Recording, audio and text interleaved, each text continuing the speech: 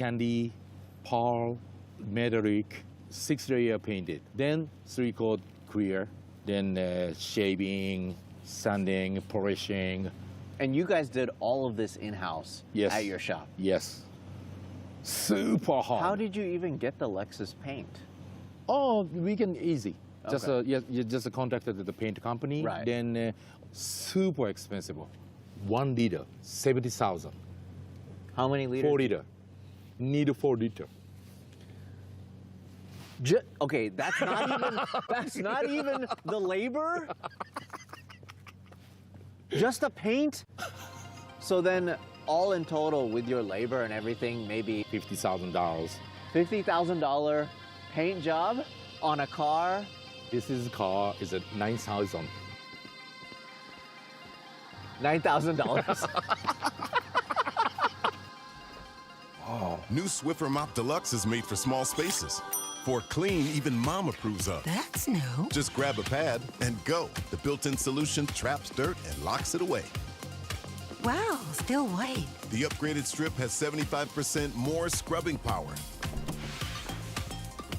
Still clean. And with the new locking head, getting into tight spaces is simple. Can I borrow it? The all-new Swiffer Mop Deluxe, the mother of all cleans.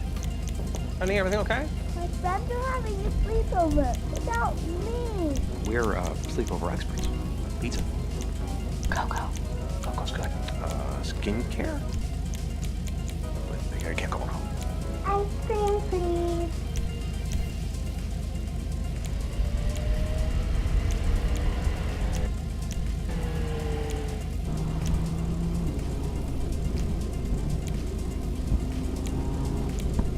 You are insane. This is what I love about Jun and his guys. I can't believe that. And then it's his drift car. He's going to drift it. It has a hydraulic e-brake and it has a roll cage. Yes. Sound system, suspension, big wheels, big brake systems. And you know, the crazy thing is, I feel like you could have got away with just any kind of blue, right? You could have even done Nissan's Bayside blue. Yes. And it would be so cheap. Yes, that's right. You were telling me when you were actually pulling this into the show, they didn't even know what kind of car it was. Yeah. Right? They were like, okay, is it an FD? Yeah, NSX.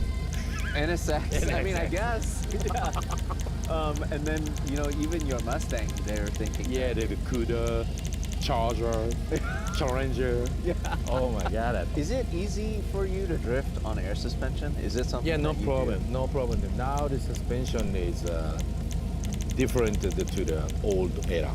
No, you know, popping, no air leaking, and super easy. Good traction, no problem. So then, one of the things that I want to know is, what does Mira-san think about this car when he actually saw it for the first time? Is this the first one ever? The first Corvette? Yeah, first time. I had no idea that you were going to build this. What did he think when he saw it in person? Hey, Mira, this is the finish. What do you think? Mira's? Yeah. Super excellent. That's it. That's it. That's it. Yeah, That's all you need. Yeah, after all that, then hey, Mira, coming in. This is after polish, everything, the setup, you know, how the stance. No problem. No problem. This is excellent. Number one. Part of it is that he can create it out of his mind and he can build it in his head with the help of computers, obviously. But somebody needs to execute it in real life. You know, somebody needs to get their hands dirty and actually create it in real life. And it's cool that you've been able to do that with Mira-san for so many years. And now the fact that you're moving on to American cars, Yeah. I think that's really cool. Basically, the Mira themselves didn't change it, you know. Before, just JDM, because me and the Miras are super Aussies. But we love America. You know what I mean? Everything, car culture, the people, car building, quality, show, street things, everything. We love music, food, culture. Therefore, okay, we should be touching to the American car. You know, it's interesting because something about the Japanese car culture, it's almost like they take a little bit of everybody's car culture and they make it their own, you know, and I love seeing that. For example, the European cars, Porsches, the Japanese tuners, they build them different. You know, you look at RWB, right? Yeah. Kaisan. Yep. You have lowriders. Yeah. Right? When we went to the lowrider meet in Shibuya, oh my God, I've just never seen anything like it before. You know, they embrace the culture. And I wouldn't say they make it better, but they make it their own. They love it, they live it, and they're just having so much fun doing the hydraulics yeah, and man. everything. You know, that is so cool to me. And then now, it's kind of come full circle because at first in America, drifting culture was just about bringing the Japanese cars over or using S13, S14. Yeah. You know, that's what it was like for the longest time. And then now, over the past couple years, Corvettes, Mustangs, everything's just getting a lot more popular on the US side. And now it's kind of come full circle. Yeah, it's it's coming circle. back Yeah. to Japan. And now people like yourself are drifting American Yeah. cars in Japan. Yes.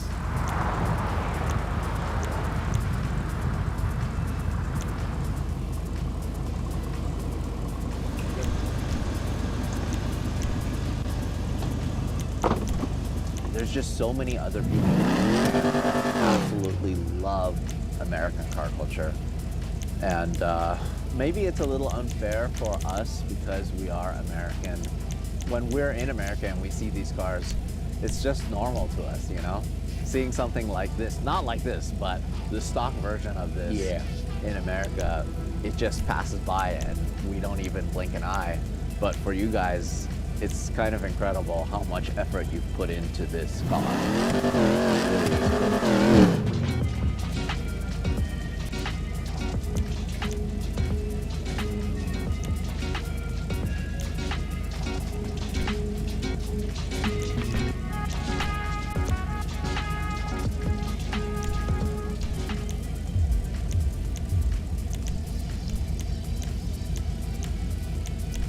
You're all here to play a game. I don't have a developed sense of morality. Everyone's lying to me. Where? The Snake series premiere Tuesday, June 10th on Fox. Shohei Ohtani and the Dodgers battle Matt Olson and the Braves. The Royals take on the Orioles. It's Baseball Night in America, Saturday at 7 Eastern on Fox. Here's the tale of a farmer man searching for love all across the land. Them girls are trying to touch Matt's avocados. Didn't like it. Farmer Wants a Wife. All new Thursdays on Fox and watch anytime on Hulu. It's Baseball Night in America, Saturday at 7 Eastern on Fox.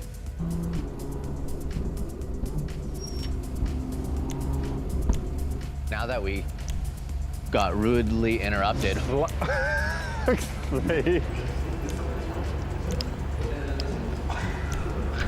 GDI.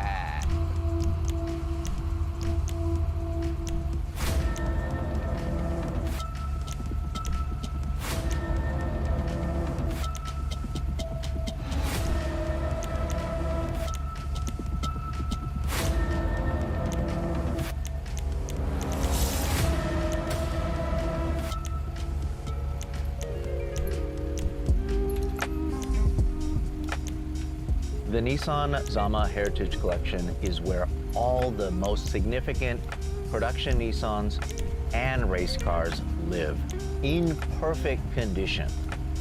I've been to the collection before, but this time I met up with my good friend Kaisa, who builds incredible cars in the digital world.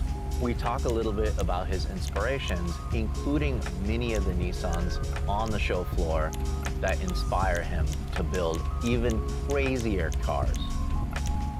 It's pretty appropriate for you to come matching one of the cars here. Look. See, look. Look at this, hold on. Your vest is the same color as the bonnet, and then you have the rest of the livery here. Yeah. Perfect. I didn't plan it. And your shoes too. So I could tell this is your favorite car then. Yeah. It's between this and the Silvia as well, to be honest, just because the super silhouette era of cars for me has just been pivotal in the creation of my artwork. The inspiration, the outlandishness, but the functionality of it. It's cool because I've been following your work for so many years, and to see different elements of the race cars that are here on your creations is something else. It really is cool. Thank you. So then tell me about what you like here, because this is your first time here. This is your first time in Japan, which is mind-blowing because you design all sorts of cars, but it seems like the JDM cars that you design really stand out to me. Thank you. JDM cars, for me, it's the heart of everything automotive. It's where I first saw cars being modified.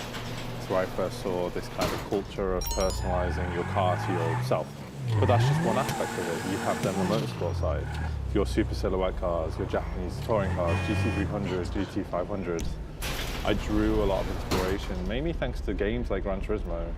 You know, from your Pennzoil R34s to the R33s, the Group A cars as well, the R32s. Like, seeing these cars here and seeing an OEM car come stock with fender flares on, it's insane. It's something as simple as just being a 240Z or maybe the Kenmeri, you know, like seeing them in that form, you're like, okay, so you're not just sticking on a fender to a car for no reason whatsoever. There is history behind it, there's heritage behind it. And then you go from something as simple as that to something as wild as this. I can't imagine this had wind tunnel testing. And I'm just guessing, you know. This is legitimately a box with some aero bits on it. It is. We're on these cars here because we're close to them, but in terms of design aspects, it's small details as well. So like kind of the fins on the hood, which then extend to the windscreen. And then you have fins on the windscreen to obviously help channel air over. I mean, I'd love to see the actual functionality of that, but it's the fact that that exists, and then the combination of the stance of the car, the height, the fact it raced at this kind of level, the wheel choice, everything just ties together. And then the livery design, like a lightning bolt. It is something else. I love this era of cars, but the cars that really speak to me are the 90s era cars. Yes. The cars that I actually had a chance to see when I was growing up, or just the cars that I had a chance to see in Gran Turismo, in Best Motoring, in magazines. Yeah. That seems to be really the theme coming here in Japan. It's meeting your heroes. It really is.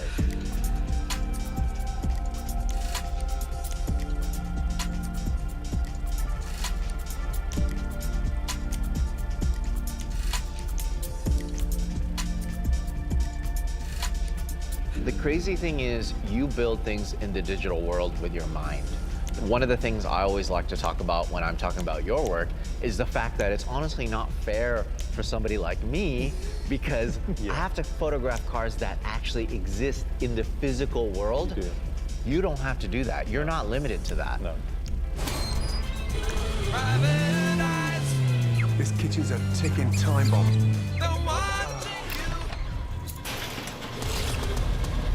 Gordon Ramsay's Secret Service premieres Wednesday, May 21st on Fox.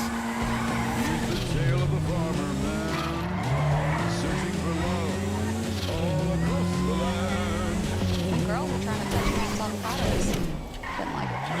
What's What? All new Thursdays on Fox and watch anytime on Hulu.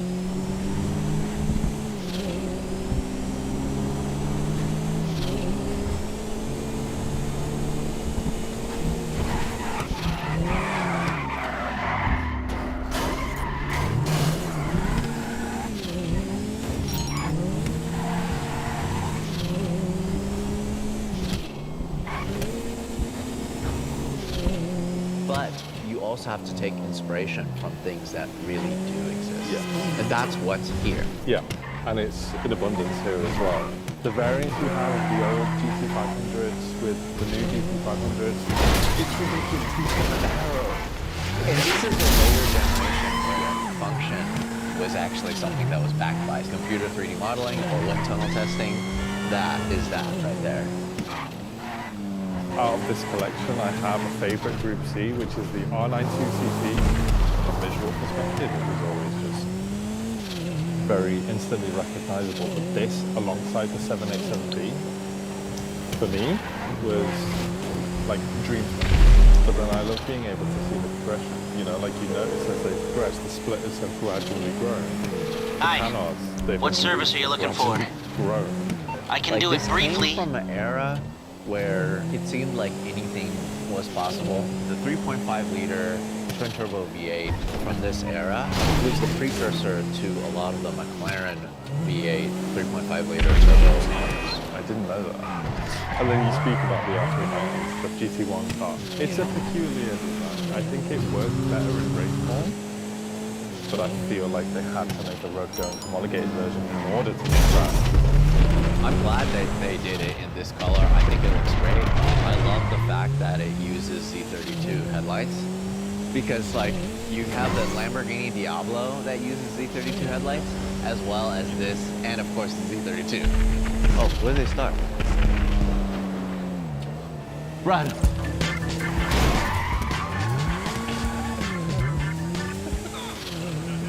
That's the problem with this place. It's so big. We barely heard this start and rev. We were on the other side of this building. Where's Bueller? This is it. This is it.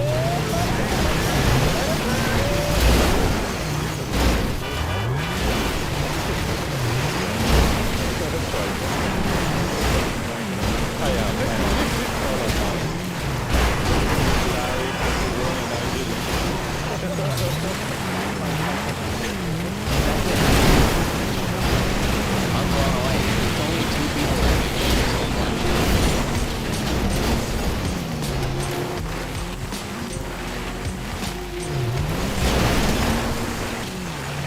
So this is your first time in Japan. What do you think about Japan in general?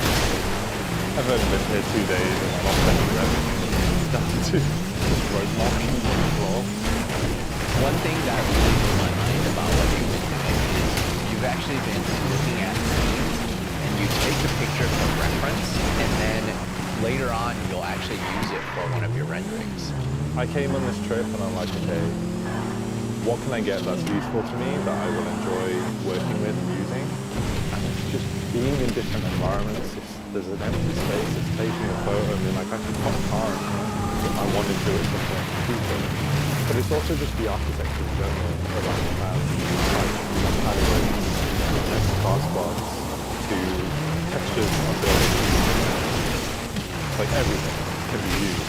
It's how my brain is kind of wired. It's like, what kind of space can I use to place a car here? Do I need to stand over there, or do I need to stand over there?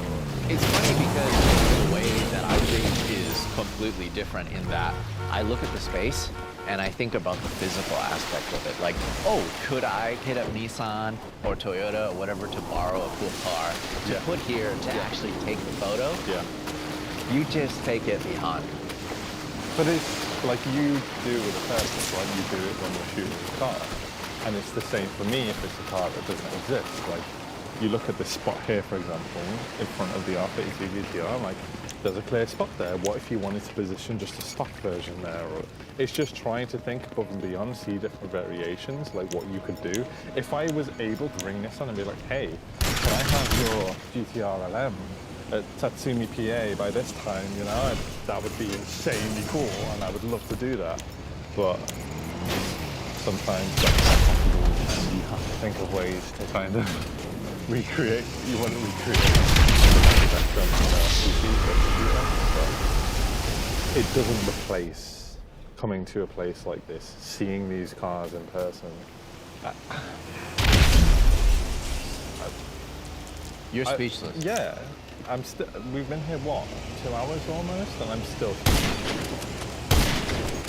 If you asked me 3-4 years ago what my favorite car here is, I would have gone immediately to the Super Silhouette cars and been like, hands down, favorite car. But nowadays, my brain is now rewired in a way where I have to design something where it can be built and brought to real life. Now it would be more something like the R33. They're functional body kits, but you can recognize the original street car that car is based on. And I get so many ideas as well, like for the new cars I'm creating kits for or designs for, I look at the old kind of the Ken Murray race cars or even the rally car liveries, and I'm like, that would look amazing on this new Z in stock form, you know, like it's just trying to imagine the You need something, things huh? that don't exist. One of your rides? It's what I really Let me know. enjoy doing when I'm artistic on the level. I'll bring it to you. Look at this man's face. Don't. It's definitely eye-opening. Kind of gets me a little bit emotional just being here, you know, and I'm happy that this place exists. Exactly the same, but I think I'm even more grateful to be here with the people I'm with. And like if I ever come back to Japan again, I'm like, oh.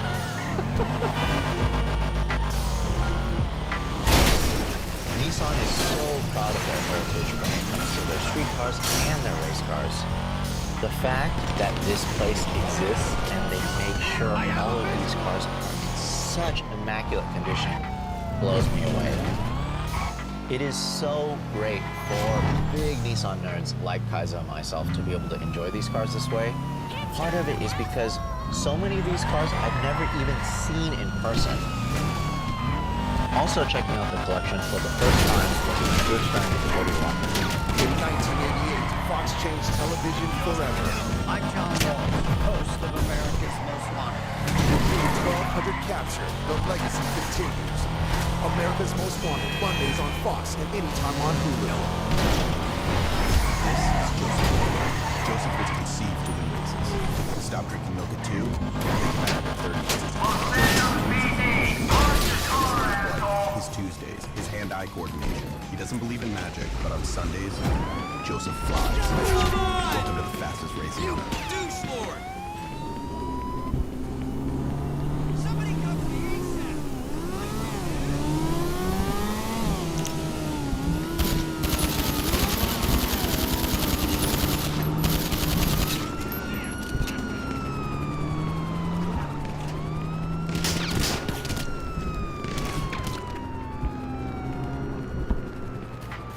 Cody has really taken it upon himself to continue his brother's incredible legacy through Reach Out Worldwide, which was started by Paul in 2010, which helps with relief in disaster-struck areas all around the world. Cody also runs large car culture events called Fuel Fest, with proceeds going straight into Reach Out Worldwide.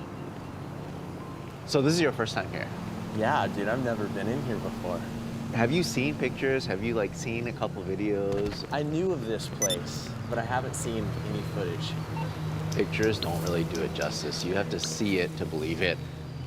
What really gets me is the ordinary pedestrian cars. I'm on the clock. What you want? Some wheels? Need to save? They save. Oh, it's unreal, right? Dude, this is a family vehicle. Oh, dude, my first car was a 64 Nova wagon. I'll get back to it then. When I found out about this car, I thought it was the coolest thing in the world. I've always loved wagons. They're gonna pull out the stage, yeah.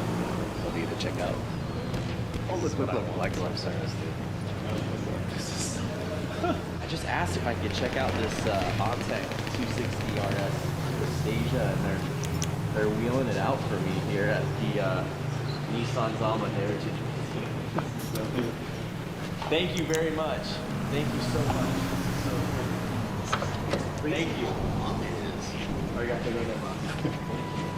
See this right here? I've got kids. Put them in the back. I got space for the dog or whatever. And this thing is, I'm all about this wagon right now. I love the seats too. Like I love how simple everything With is. the red perforations. Yeah. Dude. R33 wagon. Leave the car and it's like most pure. Yeah. And like leave that front end. The front end looks great. I think it looks amazing. Honestly, I feel like it's very proportional. If you look at the side of the car, it's so long. You know, like the roof especially. Oh yes, it's a big boy.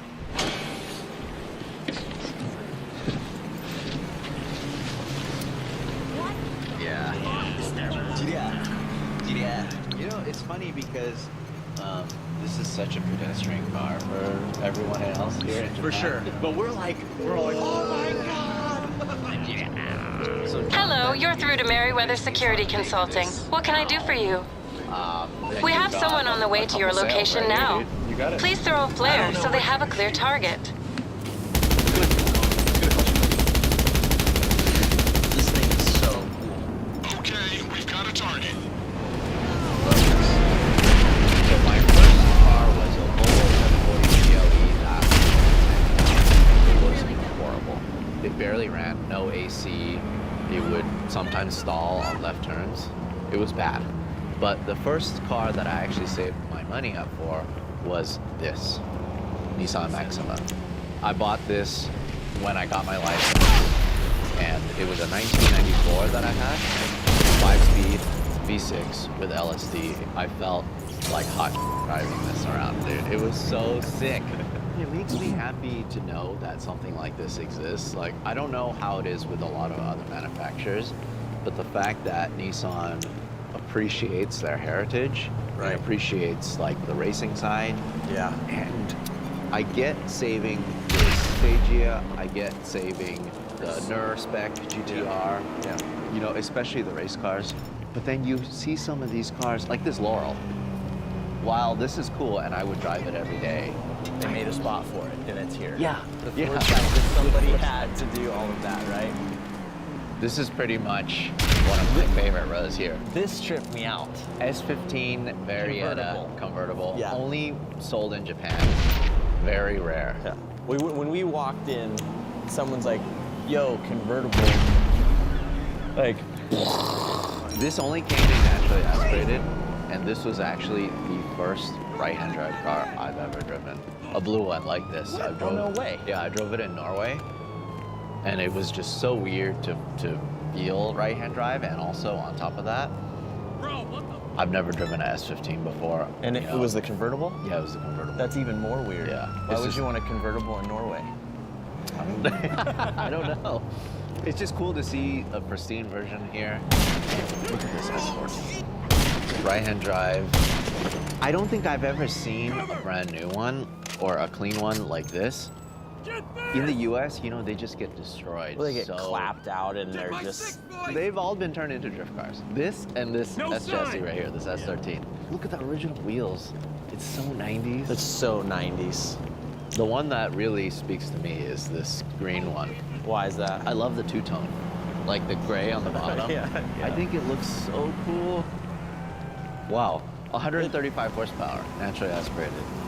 1.8 liter CA18 That thing is DE. cherry, too. Look at that. It's so cool. It's fun for me walking around with you because people appreciate the fact that you are a true car enthusiast through and through. You're doing your thing with Fuel Fest, and it's just so cool to see. We've had a chance to go to a couple of them. Hopefully we can go to a lot more because there's just so many stories to tell. Like you said, I want to see the JDM Hummers. That's what I want to see. I want to see like the very detailed and very interesting car culture that we don't normally get to see. If you're in Japan or if you're planning a trip out there, it's definitely worth reaching out to the Zama Collection to see if you can schedule a tour. I advise you to reach out to them months in advance because they are super busy. Thank you. I'm always. Okay, this way, this way, this way, this way.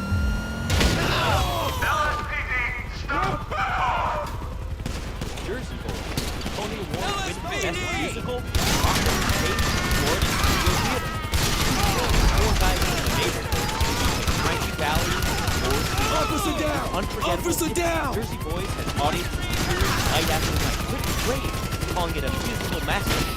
Amazing with beloved music. Don't miss Jersey Boys, now playing at Florida Studio Theater. Tickets at floridastudiotheater.org or call 941-366-9000. The San Antonio Brahmas battle the Birmingham Stallions. Touchdown! The United Football League, Sunday at 4 Eastern on Fox. This is a new beginning. Where common sense Is our common ground. Where American values unite us and don't divide us. This is a time to come together. For you, For me, for all America.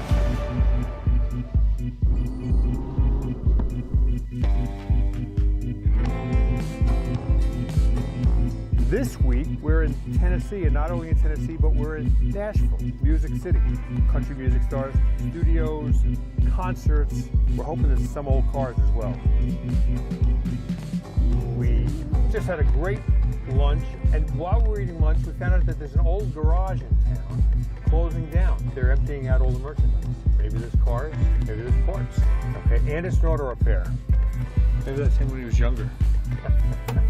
Stanley Jones. Okay, Yes. well, I'm Tom Cotter. Tom, glad to meet you. Tell us about this place. And Lee and I opened the place up as Anderson and Jones.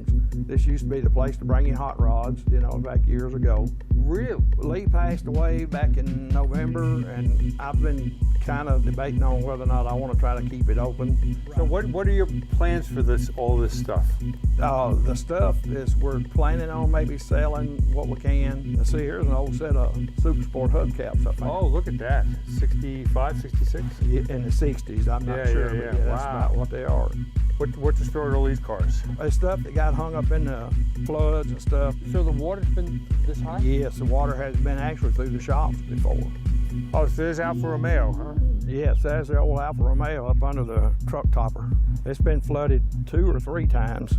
Well, it's a good parts car. Yeah, it would make a good parts car. And I think it's a 78 model, so it's been here a while too. Some collector would love those wheels. They're optional Alfa Romeo wheels.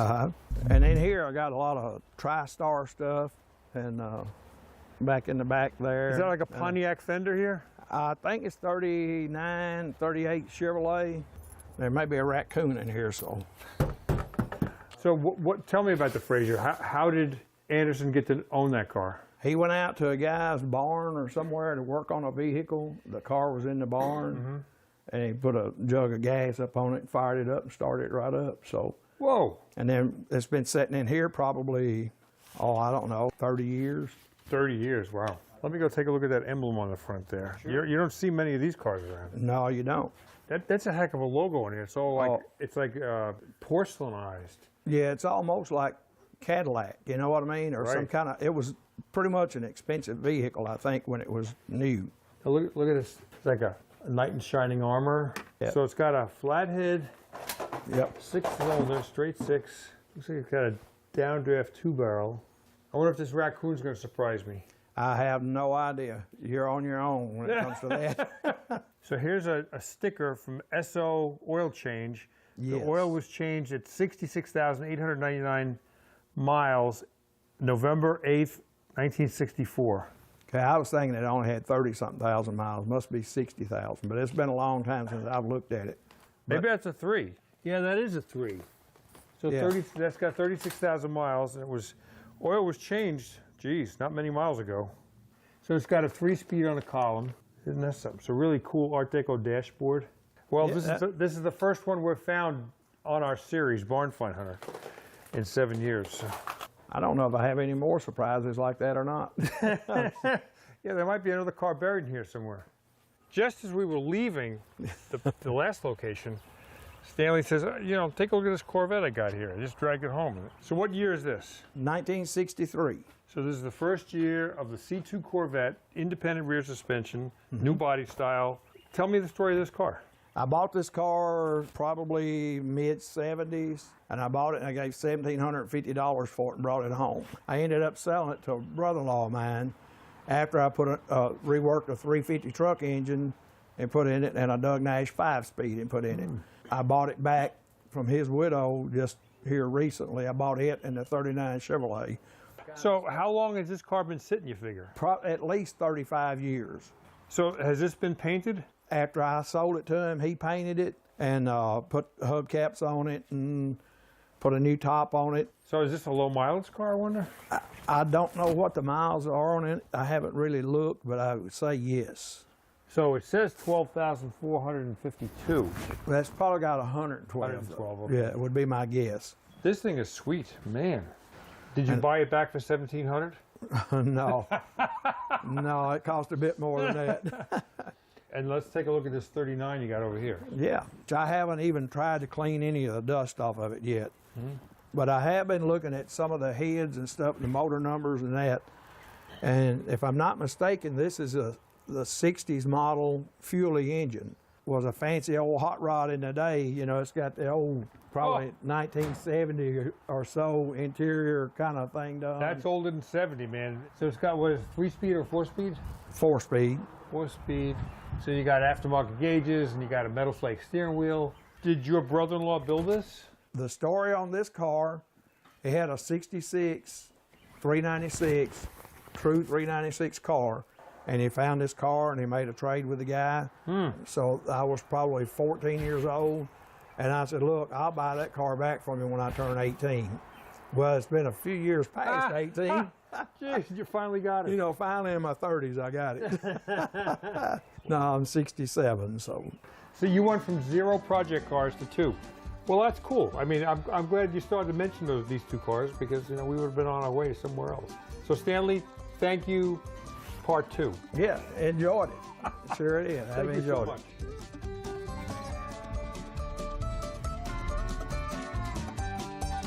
This is the bane of my existence.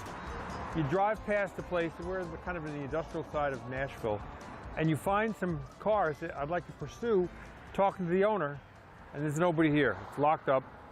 From outside the fence, I can tell you, this is a Crosley chassis. There's that strange aluminum overhead cam engine. This is an interesting car, and this is what got my attention. It's a Studebaker station wagon. I think it was called the Wagonaire. And this portion of the roof slid back. For some odd reason, they had a sunroof in the back of the car, not over the driver's head. I once met a guy in Iowa who was driving cross country with his Wagonaire Studebaker, and he was growing herbs in the back. Instead of closing the roof, he opened it so rain could go on his herb garden in the back of the car. And here's a couple of Pontiacs. I'd like to come back here when they're open because I bet they have cool stuff inside there, but this is the problem. Barn find hunting can't win sometimes. Your next breakdown could be anytime, anywhere. The last thing I remember is just the engine cut out. Endurance has you covered. It was like almost a $6,000 job. Endurance covered it. Right now, you can get $300 off any plan, plus a year of elite benefits, a $2,000 value free, all backed by a 30-day money-back guarantee. But you have to act now. Call 1-833-879-1953 for a free quote. Alex Palou looks to continue his red-hot start, while Pato, Newgarden, and a hungry pack battle for a win as the road to Indy continues at Barber. Sunday at 1:30 Eastern on Fox. Welcome to the fastest racing on Earth.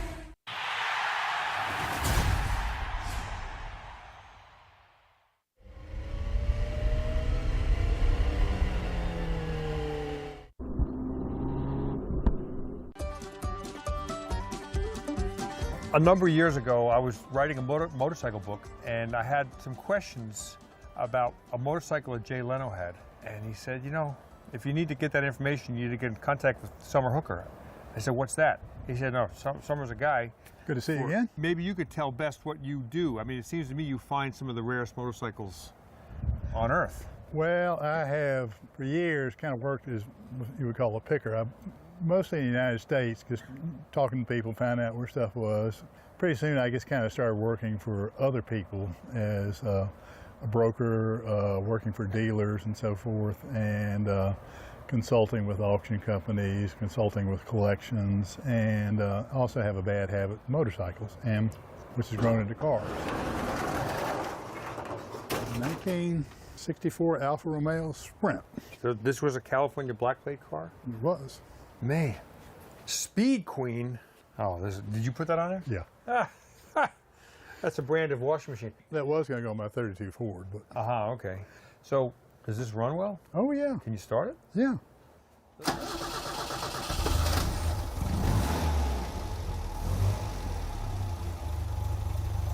Wow. Sweet. I didn't know they had downdraft 2 barrels.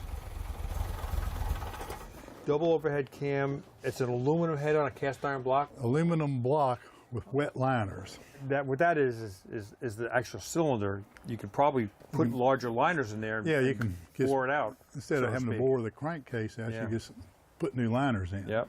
That's a sweet car. How long have you had this? I've had this about 3 years. I would own that car. boy, look at that one. This is a 1964 Alfa Romeo Sprint Speciale.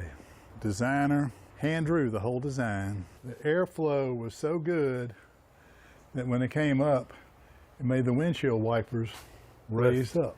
Is that right? So They would lift up like that at speed.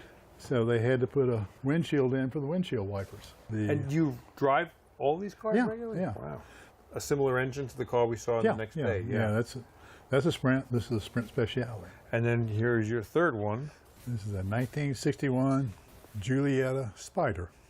It's a 1300, 19,000 original miles on it. 19,000. So it's never been restored, probably, has it? It's just been repainted. And how long have you had this one? I bought this probably 7 years ago. Well, nice cars, man. So I see two-wheel vehicles here and there. Got any Yeah. stories about those? Well, there's one right behind you. That is a Honda S90, which I've always been partial to. 4,800 miles in what years again? 65 or 66, I'm not sure. The S90 was a very interesting bike. It was designed by a guy at Honda who also designed their GP racers. Oh, wow. So it's extremely fast. It'll do 60 miles per hour, which is pretty good for a 90cc bike. Yep.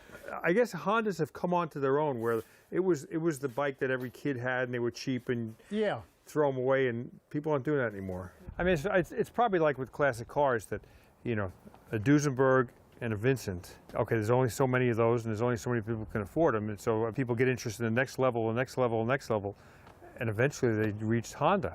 Well, Honda, very innovative company, and they have a good following. I mean, we'll go in here and have a look, see. Okay.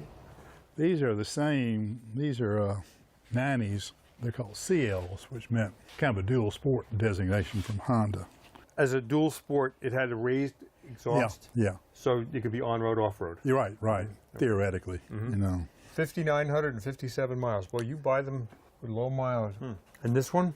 This is actually a combination of bikes. It's a S90 engine and a CL frame, and this gets, you know, shows how much you can mix stuff up with Hondas. This is a CT90. Another 90, no kidding. It looks so delicate. It's almost like a scooter. And there are people who've ridden these from Tierra del Fuego to Alaska. Where's the gas tank? It is underneath the seat. So you could have almost a step-through design. Yeah, yeah. And this is original paint? I mean, Original a lot paint of and it's everything. molded plastic? Yeah. No. So, and what could somebody expect to pay for one of the, a 90, like one of these? Oh, they're still three figures. You know, you can get them for under $1,000. One of the most significant bikes people say was ever built was the Honda 750. Yeah. Honda in the 60s started developing multi-cylinder engines for racing. They knew they could spin them up like crazy because they had tiny little light pistons, they had tiny little valves. There's a guy who raced some Honda, or put a race team together for Honda named Bob Hansen. Yoshiro Honda really liked him, so they had this big meeting one time in Japan. And he said, well, what are you going to do? He said, oh, we have a big engine coming. He said, well, I hope you're not doing a parallel trend like the British, because those things are pieces of, you know what. And the Japanese like, but he said, you should make a four-cylinder. He said, Yoshiro, we just leaned back in his chair and said, we have much experience with four-cylinder. 1 year later, the Honda 4 came out. Disc brakes, electric starter, reliable, did not leak oil.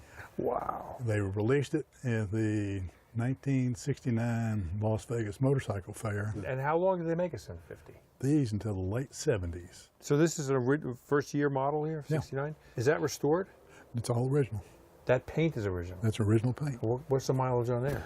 It's got 26,000 kilometers. What a beautiful color. Man. But anyway, you know, people still say it's probably one of the most significant motorcycles ever made because it just pivoted the whole world of motorcycling right there. Man, isn't that cool? Neat story. It's been a few years since I've been here. Yeah. It was filled with entirely different kinds of vehicles last time I was here. Hot rods and things. So, Summer, thanks so much. Yeah, well, good to see you again. See you down the road. Join us as we drive in and around the city of Nashville trying to find some old, rusty, dusty cars. Happy hunting. You're all here to play a game. I don't have a developed sense of morality. Guys, God's watching you right now and praying that you burn. The Snake series premiere Tuesday, June 10th on Fox. This is a new beginning. Where common sense Is our common ground. We're telling your story. is the most important story. And we're not afraid to tell it. Where American values unite us. And don't divide us. This is a time to come together. For you. For me. For all. For all. For all. For all. For all. For all America. For all America.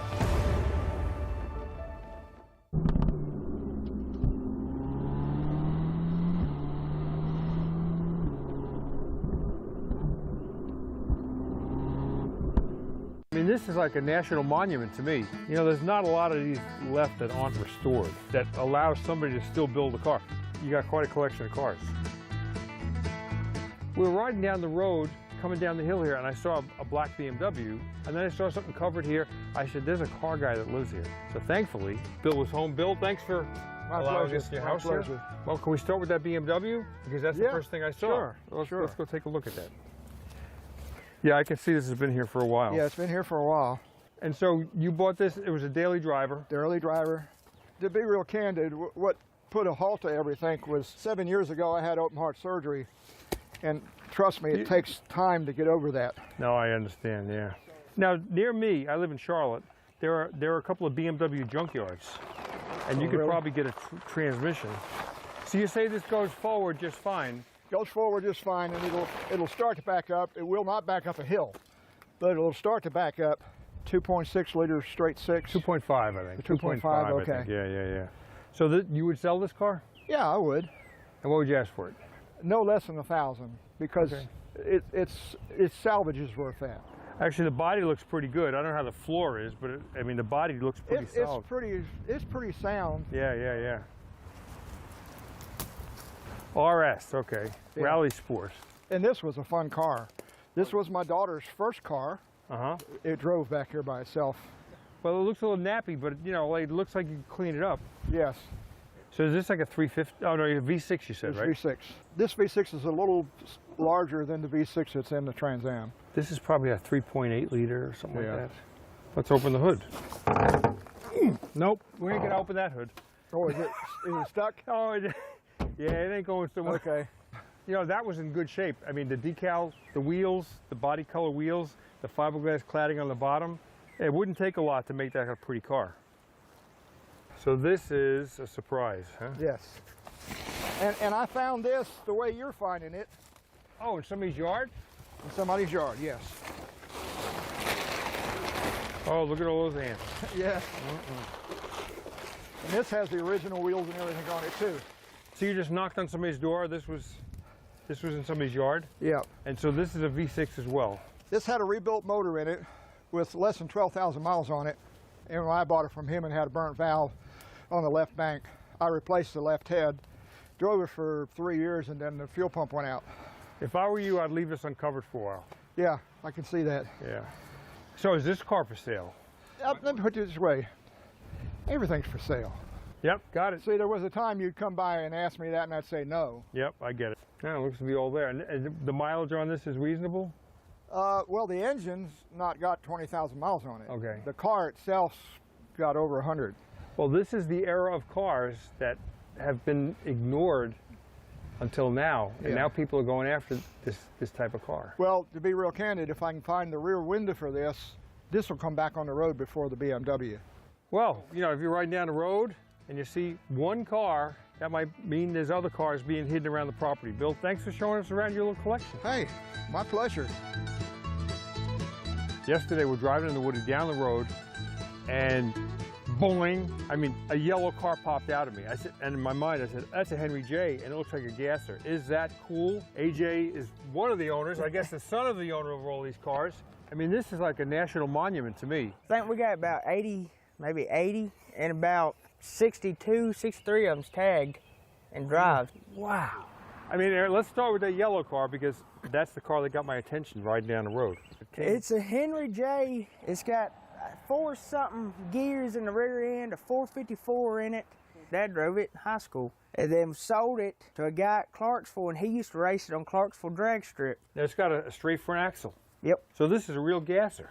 It is set up to be a gasser. What kind of chassis is that, do you think? I can't remember what kind of chassis it is. It flips. Oh, it flips. If it will. Yeah, that's on some kind of chassis. I don't know what it is. Maybe I can't remember what kind of chassis it is. Yeah. I know it's not an S10 frame. No, it's not. But now you said you have another Henry J? Right there. That's another one. Yeah, we're putting. There's the front clip for it sitting on the ground. So this is in better shape than that one, I guess. Yeah, it is. Now, will this be a drag car or a street car? Street car. It's on a S10 frame. We just got to get that motor mounted. So it's just a small block Chevy. We got it home, and we've had it for about 7 years, and this is as far as we've got on it. Well, I mean, it seems to have a good body on it. I mean, this is something I didn't plan on seeing, a dune buggy. We bought it. It's maybe seen 2 miles on the road in probably 12 years. We couldn't ever get it to run right. You get it running, and then it'd start leaking gas. You'd fix that, and then the generator went out. You'd fix that, and then it wouldn't start. So it's like, all right, that one's going on the back burner. Yep, I get it. So there's 3 cars in this garage. I guess there's a, what, 55 over there? Yeah, it's a 55 gasser. Another gasser. So a 55 Chevy gasser, what kind of motor's in that? It's got a 350, I believe, bored to a 360. Do you or your dad sell these cars ever? No. Just buy them, wash them, clean them, and drive them. We want to restore them, but... This kitchen's a ticking time bomb.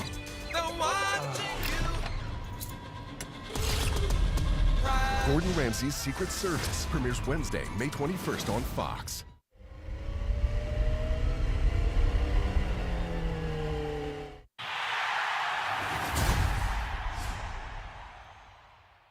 The San Antonio Brahmas. What a grab! Battle the Birmingham Stallions. Touchdown! The United Football League, Sunday at 4 Eastern on Fox.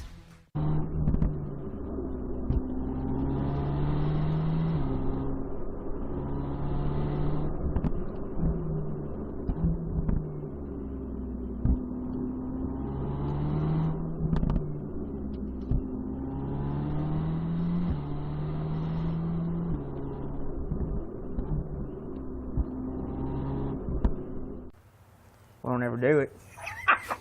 There's stuff sitting everywhere. All right, so we'll work our way through here.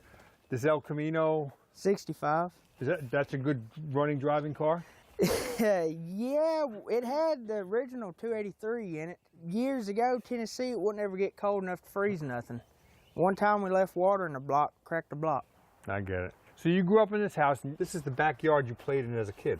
Was there this many cars when you were a kid? 12, 13 years ago, maybe 8 cars here and 2 in the back. It was all it was, and it was a big drop-off back there. Yep, I got it. I mean, it seems like you're not just Chevy guys, you're not just Ford guys, you're not just Mopar guys, you're like all over. Yeah, we like them all. Yeah. Anything we can get our hands on, we'll get it. So here's a Duster. You were talking about this. Is that a 340? It's a 318. 318. It looks like a great body on here. A little bit of work, but it ain't bad at all. And is this one of the cars that's registered and drivable? We drive it quite a bit. Well, I mean, you never see these cars as clean as this. So all the people watching this program who criticize me for not paying attention to Mopars, this is a Mopar that I would own. That's a nice one, man. All right, so we got a 57 4-door. What's the deal with this one?